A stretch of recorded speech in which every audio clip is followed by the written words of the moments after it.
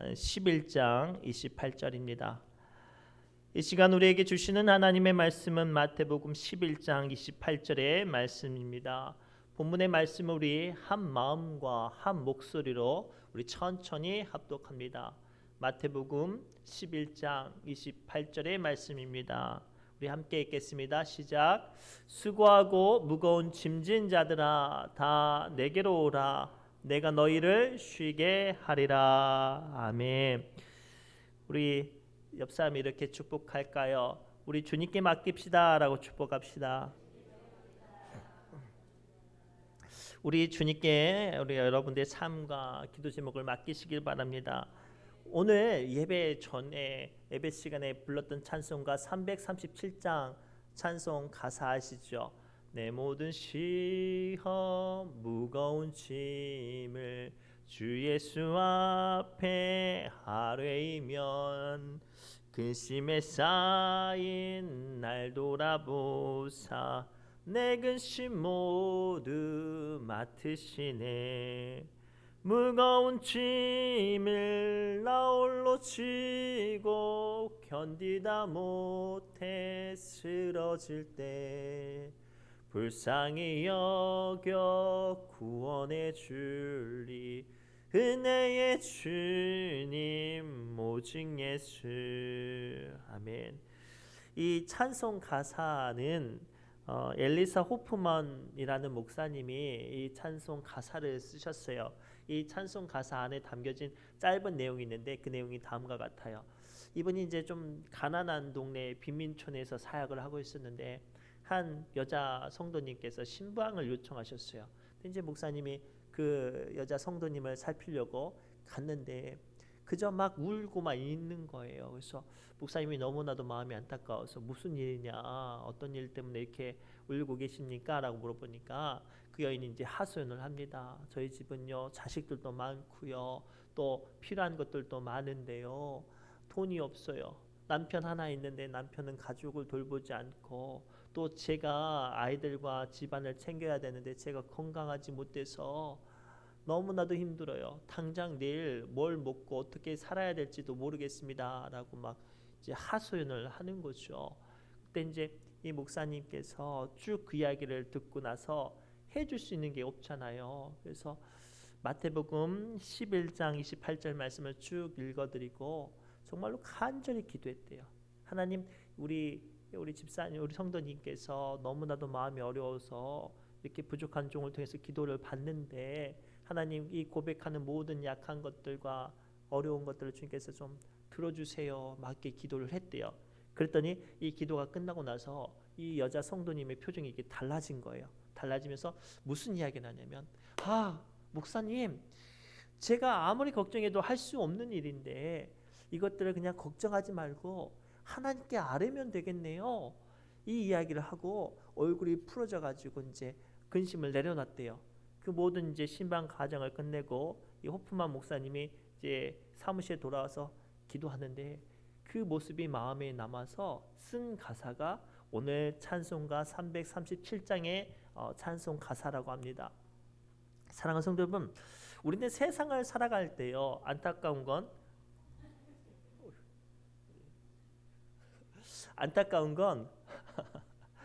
내 힘으로 할 수 없는 문제를 너무 많이 만난다는 거예요. 그리고 그것들을 헤아려 보면 더 지치고 어렵습니다. 그런데요, 오늘 마태복음 11장 28절 말씀을 통해서 주님은 우리에게 요구한 게 한 가지가 있어요. 뭐냐? 우리가 감당치 못할 모든 시험과 무거운 짐은 네가 지는 게 아니라 내게, 즉 주님께 맡기는 것이라고 말씀하세요. 우리 오늘 말씀 함께 읽겠습니다. 시작. 수고하고 무거운 짐진 자들아 다 내게로 오라. 내가 너희를 쉬게 하리라. 아멘. 사랑하는 성도 여러분, 우리가 한 번도 가보지 못한 먼 지역을 갈 때 어떻게 가세요? 내비게이션을 치면 이 내비게이션이 길도 알려주고 심지어는 몇 시간 남아있는 시간까지 알려줘요. 제가 기억나는 건 한 25년 전인가요? 제가 25년 전에 뭐 이렇게 그 청소년 활동 강사를 좀 했어요. 그래서 많은 지역도 돌아다니고 청소년 붕 집회도 해서 지방들을 많이 갔어요. 그때는 어떻게 다녔는지 아시죠? 이만한 전국 지도 책이 있어요. 그 책을 보고 공부하고 가야 돼요. 공부하고 가야 그 지역을 찾아갈 수 있었습니다. 그런데 지금은 지명만 딱 누르면 돼요. 그러면 언제 어떻게 가야 되는지를 다 알려줘요. 그리고 우리 이제 무거운 짐을 가지고 혹시 동남아 같은 호텔 혹시 여행 가보신 적 있나요? 짐이 많으면요, 안내 데스크에 부탁하면 건장하고 잘생긴 총각이 와가지고 짐 어떻게 해요? 다 들어줘요. 나는 엘리베이터 버튼도 안 누르고 가만히 서 있으면 그 총각이 탁 이러고 하시고 버튼 매칭 버튼도 딱 눌러주고 심지어는 문도 딱 열어줘요. 부탁만 하면. 사랑하는 성도 여러분, 이 시간 우리가 이 영적인 비밀을 발견해야 돼요. 우리가 세상을 살아가면서 만나는 모든 무거운 짐, 거친 시험은요, 내가 감당하고 내가 짊어지는 게 아니라 주님께 맡기는 것이 은혜인 줄 믿습니다. 우리 간혹 TV를 보면 서바이벌 프로그램이 있어요. 막 무인도라든지 어떤 야산에 들어가서 이 사람이 어떻게 살아남는지를 보죠. 그럴 때 그 프로그램의 주된 내용은 이 사람이 자기의 힘과 지혜로 어떻게 그 거친 야생에서 살아남는가가 관점이에요. 그런데 이게 오늘날 우리의 세상의 삶과 동일해요. 세상은 말이죠, 우리로 인해서 우리가 가지고 있는 어떤 지혜나 빽이나 물질로 말미암아 살아남는 것이 목적이 되게 해요. 이게 세상이 우리를 길들이는 방법이에요. 그래서 오늘도 우리는 세상을 살아남기 위해서 끊임없이 돈이 필요하고 건강이 필요하고 빽이 필요하고 염려로 우리의 삶을 피곤하게 살아가요. 오늘도 우리는 수많은 짐을 어깨에 짊어지고 있죠. 그런데요, 성경은 그리 말하지 않아요. 우리 하나님은요, 그렇게 우리에게 요구하시지 않습니다. 하나님께서 우리에게 요구하시는 것은요, 모든 짐은 우리 주님께 맡기라고 말씀하세요. 실제로 하나님께서 이스라엘 백성들을 출애굽하고 약속의 땅 가나안 땅까지 나아가게 하실 때 그 모든 순간마다 하나님께서 이스라엘 백성들에게 집중하셨던 것은 얼마나 그 아무것도 없는 광야 생활을 살아남느냐가 아니라 그 광야 시간 동안 하나님을 의지하냐에 집중하셨어요. 광야는요, 풀 한 포기도 제대로 없고요, 하늘에서 빗방울 한 방울 떨어지지 않는 그 땅이었어요. 그렇기에 이스라엘 백성들이 광야에 살아남기 위해서는 자기의 힘과 지식과 물질과 빽을 의지하는 게 아니라 하나님을 의지해야만 살 수 있는 시간이었어요. 그리고 하나님께서는 그 시간의 훈련들을 통해서 뭐를 훈련시킨 거예요? 야, 너희들 세상에서 살아갈 때도 이와 같이 나만 의지하고 모든 무거운 문제와 짐은 내게 맡기라 라고 말씀하세요. 그래서 신명기 8장 2절과 3절 말씀 통해서 주님은 다음과 같이 우리에게 말씀하십니다. 함께 읽겠습니다. 내 하나님 여호와께서 이 40년 동안 내게 광야길을 걷게 하신 것은 기억하라. 이는 너를 낮추시며 너를 시험하사 내 마음이 어떠한지 그 명령을 지키는지 지키지 않는지 알려 하심이라. 너를 낮추시며 너를 줄이게 하며 또 너도 알지 못하며 내 조상들도 알지 못하던 만나를 내게 먹이신 것은 사람이 떡으로만 사는 것이 아니요 여호와의 입에서 나오는 모든 말씀으로 사는 줄을 내가 알게 하려 하심이라. 아멘. 오늘 여러분 해결하지 못하는 문제가 있어요. 답답한 근심의 어떤 짐들이 있습니까? 오늘 주님께서 말씀하세요. 그것은 우리가 풀 게 아니래요. 주님께 맡겨야 된다고 말씀하시죠. 이 시간 그 모든 시험, 모든 짐들 주님께 맡기시기를 바랍니다. 두 번째, 그렇다면 우리 주님은 한 걸음 더 나아가 우리의 모든 시험, 모든 짐을 주님께 맡기기 위해서 필요한 게 있다고 말씀하세요. 그게 무엇인고? 우리 하나님께 나와 주님께 아뢰라고 말씀하세요. 우리 본문의 말씀 다시 한번 읽겠습니다. 시작. 수고하고 무거운 짐진 자들아 다 내게로 오라. 내가 너희를 쉬게 하리라. 아멘. 오늘 말씀을 가만히 보면요, 하나님께서 우리의 모든 짐과 모든 시험을 감당해 주신다고 말씀하시는데 요구하는 건 딱 한 가지예요. 나오라는 거예요. 나와서 하나님께 아뢰라, 하나님께 말하라 라는 거예요. 사랑하는 성도 여러분, 우리는요, 우리가 염려하는 무거운 짐, 우리가 걱정하는 시험들을 과연 하나님께 얼마나 구체적으로 고백하고 있는지를 살펴봐야 돼요. 잘 보세요. 염려로 기도, 걱정만 하는 기도와 하나님께 고백하는 기도는 달라요. 왜냐하면 하나님께 고백하는 기도는 하나님께 나아가거든요. 근데 염려하는 기도는 어때요? 그 자리에 서서 자기의 걱정과 염려를 움켜쥐고만 있어요.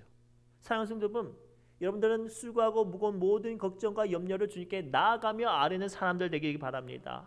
실제로 열왕기 하 20장에 보면 히스기야 왕 시대에 아수르 대제국이 북이스라엘을 멸망시키고 남유다마저 멸망시키려고 남하를 합니다. 믿었던 성은 다 점령당하고 수도 예루살렘 성 하나 남았어요.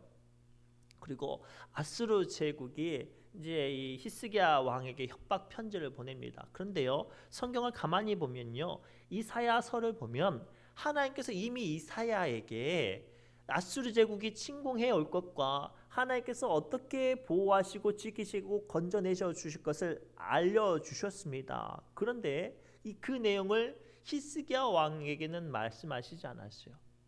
하나님께서 히스기야 왕이 그 모든 염려와 걱정과 근심과 걱정 앞에 하나님께 나와 기도하는 것을 받으셨어요.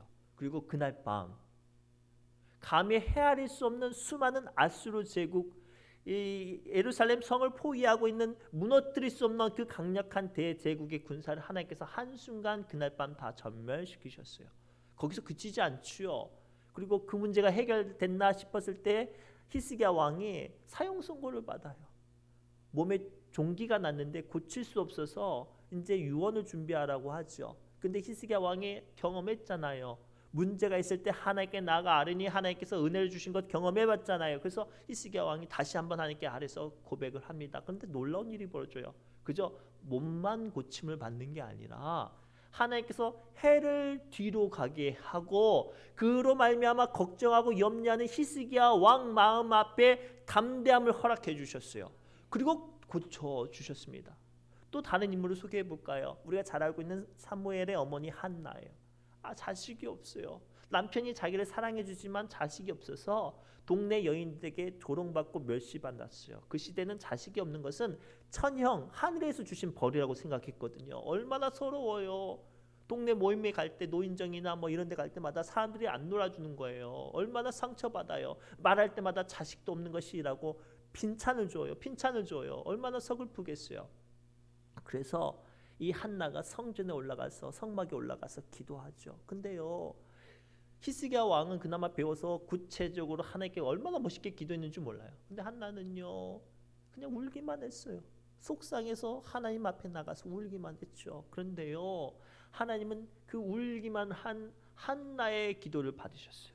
얼마나 감사한지 한나가요, 그 힘들고 어렵고 귀하게 낳은 그 사무엘을 하나님께 드렸습니다. 그랬더니요, 하나님께 나와서 드렸더니 하나님께서 한나에게 거기서 그치지 않고 더 큰 축복을 주시는데 어떤 축복을 주셨는지 사무엘상 2장 20절부터 21절 말씀 함께 읽겠습니다. 시작.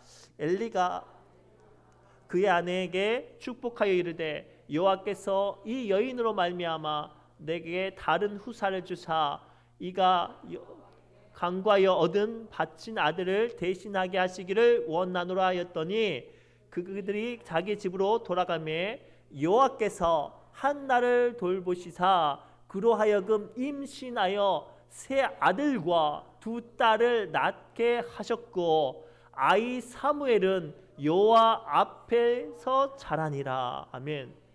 오늘 이 말씀을 통해서 숨겨져 있는 영적인 축복을 보세요. 한나가요, 원래 아이가 없었어요. 아마 꽤 오랜 시간 아이가 없었을 거예요. 근데 간신히 얻은 아들을 어떻게 했어요? 하나님께 나와 드렸어요. 문제가 있으니 하나님께 나가서 기도했고 받은 응답을 가지고 또 하나님께 나가서 드렸더니 하나님께서 어떻게 하셨어요? 아이가 없어서 염려했던 그 집에 아들 셋에 딸 둘 줬어요. 거기서 그치지 않고 어떤 축복을 주셔요? 그 드린 사무엘은 하나님께서 책임져 주셨어요. 저는요 이것을 더하시는 응답이라고 칭해요. 잘 보세요.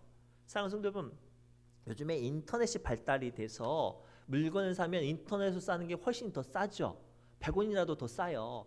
그런데도 불구하고 저는요 일부러라도 저기 목포 항동시장 가서 물건 사요. 옷을 살 때도 정장을 살 때도 일부러 인터넷으로 안 사고요. 저기 목포 시내 가서 사요. 그러면요 어떤 줄 아세요? 정장을 한 벌 딱 맞추면 목사님 와이셔츠라도 하나 더 드릴게요. 아니 양말이라도 하나 더 드릴게요. 뭐가 생겨요? 덤이 생겨요. 시장 가서요 콩나물 이게 요만큼 사잖아요. 콩나물도 사고 땅콩도 사고 그러고 나가면 총각 땅콩 한 주먹 갖고 가라고 더 줘요.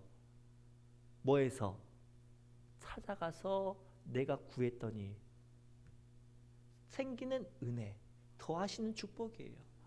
사랑하는 성도 여러분, 물론 삶의 자리에서 아파하고 염려하고 걱정하고 근심하면서 주님을 찾는 것도 중요해요. 그러나 그 문제를 다 내려놓고 하나님 앞에 나가서 주님께 고백하며 주님을 찾고 구하는 그 기도가 귀한 줄 믿습니다. 그때 뭐가 임하는 거예요? 더하는 응답, 더하시는 축복이 임하는 거예요.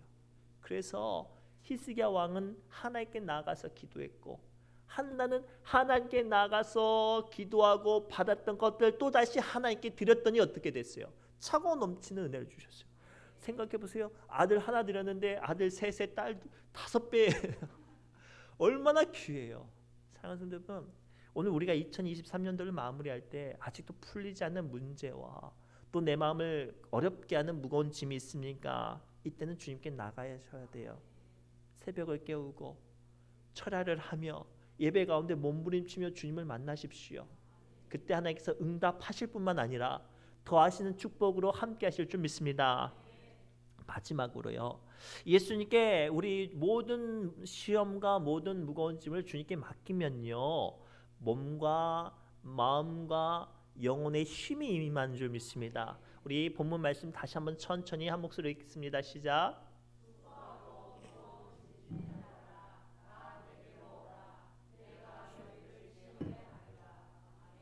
아멘.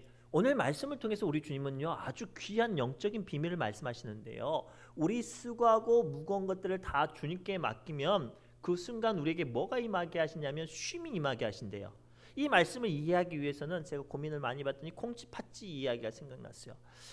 옛날 어느 동네에 한 콩쥐라는 딸 하나를 키우는 가정이 있었는데 덜컥 아내가 죽었어요. 근데 아이를 키우려니까 너무 힘들어서 이 아버지가 이제 새장가를 갔네요. 근데 이제 이 새장가 간 과부가 딸이 하나 있는 거예요. 그래서 팥쥐라는 딸을 데리고 와서 삽니다. 처음에는 참 잘해줄 것 같았는데 좀 살다 보니까 본색이 나오는 거예요. 자기 팥쥐는 예뻐하고 콩쥐는 미워하는 거예요. 근데 일을 시키는데 이렇게 시켜요. 자, 콩쥐야, 우리 팥쥐는 어리니까 집 앞에 있는 모래밭에 가서 풀 뽑고 너는 저기 컸으니까 저기 산에 올라가서 밭 좀 갈아라. 그리고 팥쥐에게는 새 호미를 주고 콩쥐에는 나무 호미를 줬대요. 근데 이제 뭐 모래밭에서 풀 뽑는 거 얼마나 쉬워요. 쭉 당기면 뽑으니까. 그래서 반나절이면 그 팥쥐는 끝나가지고 이제 쉬고 있는데 콩쥐는 이제 울면서 나무 꽃갱이로 나무 호미로 밭을 가는데 얼마 갈지 않자 이 자갈밭을 가는데 얼마 갈지 않자 이 나무 호미가 똥깡 부러졌어요. 손으로 하려니까 얼마나 힘들어요. 그래서 막 서러워서 막 울고 있는데 어디선가 시커먼 황소가 와가지고 콩쥐야 왜 우니? 엄마가 이 일 시켰는데 나무 호미가 부러졌어. 걱정하지 마. 내가 밭 갈아줄 테니까 쉬고 있어. 잠깐 쉬고 있었더니 밭이 다 갈아진 거예요. 얼마나 기뻐요. 그래서 이제 집에 딱 왔는데 다음날 원님의 그 잔치래요. 총각 원님의 잔치래요. 그래서 가고 싶잖아요. 그런데 엄마가 또 이제 일을 시키는 거예요. 너 빨래도 하고 청소도 하고 그리고 마지막에 물도 마셔야 되니까 앞에 있는 큰 항아리에 물 좀 길어 놓으라고. 그래서 이제 얼마나 속상해요. 근데 엄마는 이제 팥쥐를 데리고 아침 일찍 이제 원님 잔치에 가가지고 고기도 먹고 떡도 먹고 막 이렇게 갔어요. 근데 이제 혼자서 일하려니까 서러워서 막 열심히 일하는데 어찌어찌 일을 다 끝냈는데 물을 채우는데 물이 안 차는 거예요.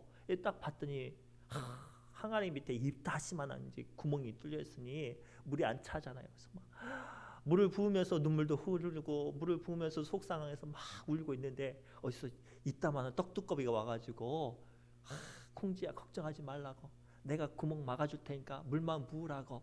그래서 콩지가 물을 부었더니 두꺼비가 막아주니까 물을 항아리에 딱 찼어요. 그래서 원님 댁에 놀러 가가지고 원님이 한눈에 쇼롱 반해가지고 결혼했다는 이야기가 콩쥐팥쥐 이야기예요. 근데 이 이야기를 관통하는 내용이 한 가지가 있어요. 도움을 받으면 뭐가 임하는 거예요? 쉼이 임하는 거예요. 사랑하는 성도 여러분, 우리는요 세상을 살아갈 때 믿음으로 살아갑니다. 어떤 믿음으로요? 우리 주님께서 나와 함께 하시고 나를 구원하시고 나를 도와주시리라는 것. 근데 중요한 건 그 주님이 우리를 위해서 그냥 일하시겠어요? 대충 일하시겠어요? 열심히 일하시겠어요? 최선을 다해서 열심히 일하세요. 성경을 보면 하나님의 열심히 우리를 위해서 일하신다고 성경은 기록하고 있어요. 패션 오브 크라이스트라는 영화가 과거에 상영이 돼서 어지간한 기독교인들은 다 봤어요. 저는 그 영화를 보면서 잊혀지지 않는 장면이 있어요. 어떤 장면이냐면 예수님께서 로마 이제 빌라도의 뜰 안에서 신문 받을 때 이제 고문당하는 장면이, 채찍을 맞는 장면인데요. 예수님이 비실비실하게 계시고 그 완악하고 거칠게 생긴 로마 병정이 채찍을 후려치는데 한 대 맞을 때마다 피가 팍팍 튀는 거예요.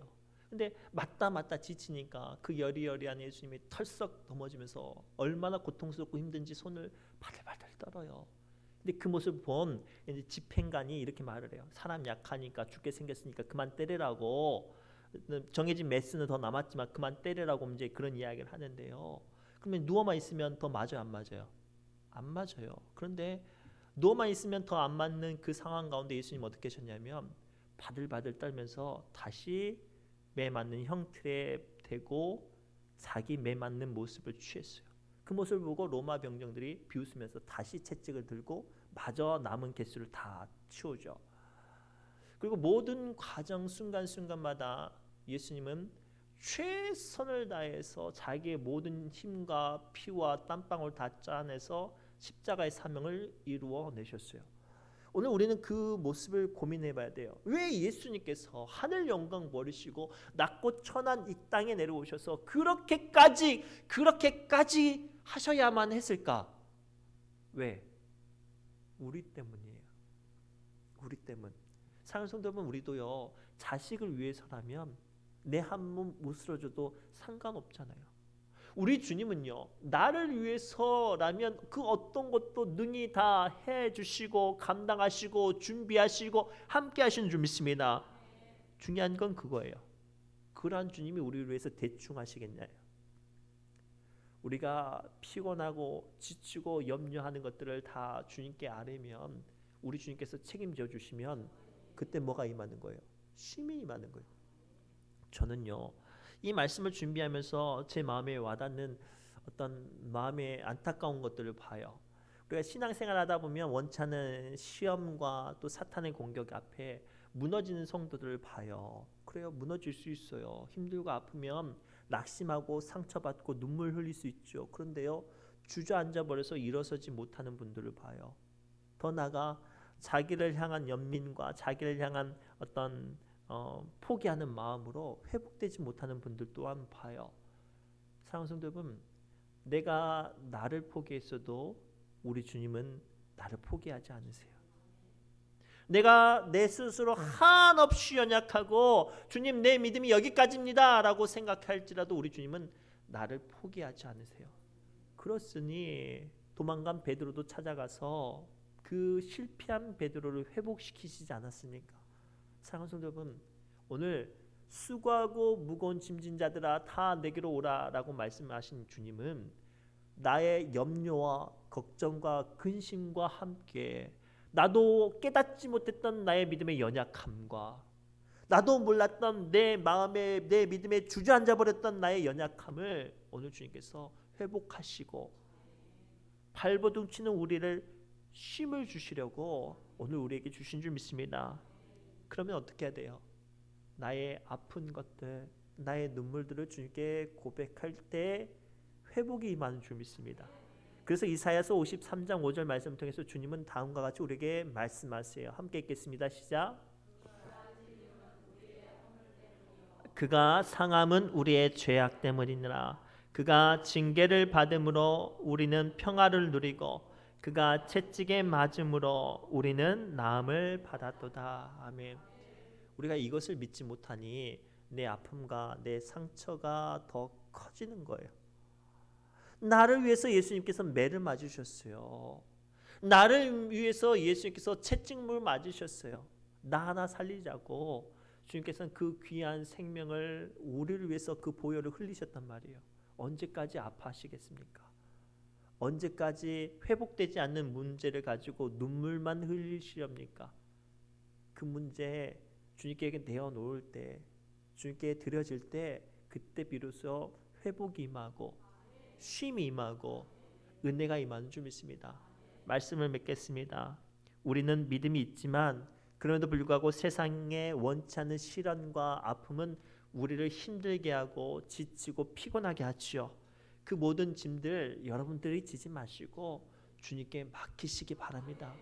그냥 맡기지 마시고 주님께 나아가서 눈물로 고백하며 아뢰시기 바랍니다. 그럴 때 우리 주님께서 여러분들 회복하시고 치유하시고 만져주시는 줄 믿습니다. 기도합니다.